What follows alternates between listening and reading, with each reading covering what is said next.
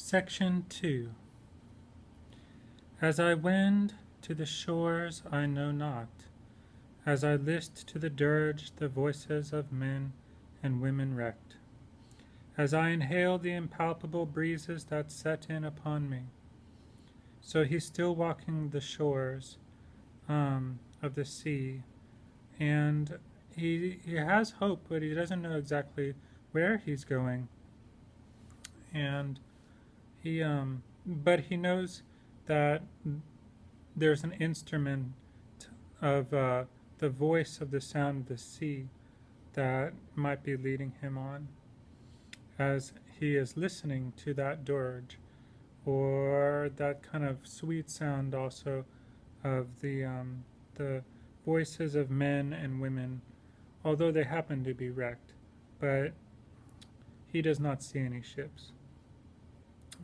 As I inhale the impalpable breezes, this I think he's having a kind of influence by the gales of the sea that are setting in upon him, as the ocean, so mysterious, rolls toward me closer and closer. So these echoing waves and the waves make a pattern that come to him, and the reader too. I too but signify at the utmost a little washed up drift, and he is he has a kind of feeling of nothingness, I believe, in this kind of crazy craziness to his presence at the side of the ocean, where a few sands and dead leaves he gathers, gather and merge myself as part of the sands and drift. So he's far off onto the edge of the ocean, where he's not sitting, he's standing or walking by these sands, and these sands in this entire universe that from which he gathers and gathers more, and pretty much finds out what he would like to do in the next part. Oh, baffled, balked, bent to the very earth, oppressed with myself that I have dared to open my mouth. So he's having some trouble here.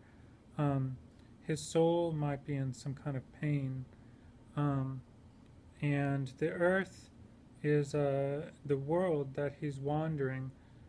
He feels oppressed with it and with his spirit, because he might have been talking to himself too much and having him turn into his own enemy.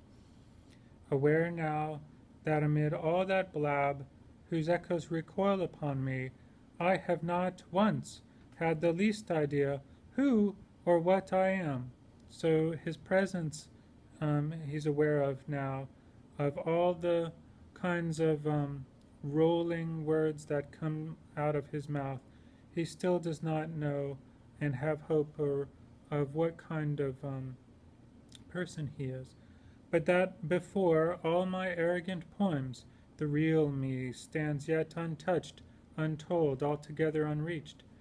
And he has a power of arrogance, he says, but this real me, I don't think he really cares too much for. He's kind of at odds with, because he cannot reach it.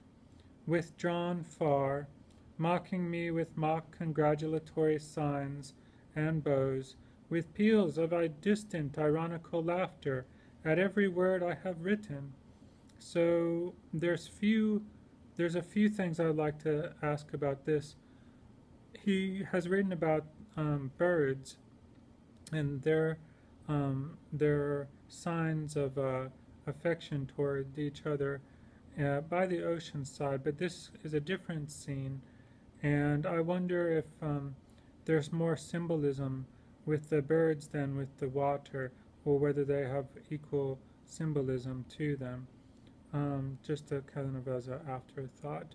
But his angelic words that he has written, he questions now, um, kind of on this marginal sense of him being in this universe, that where he is pointing in silence to these songs or his poems and to the sand beneath.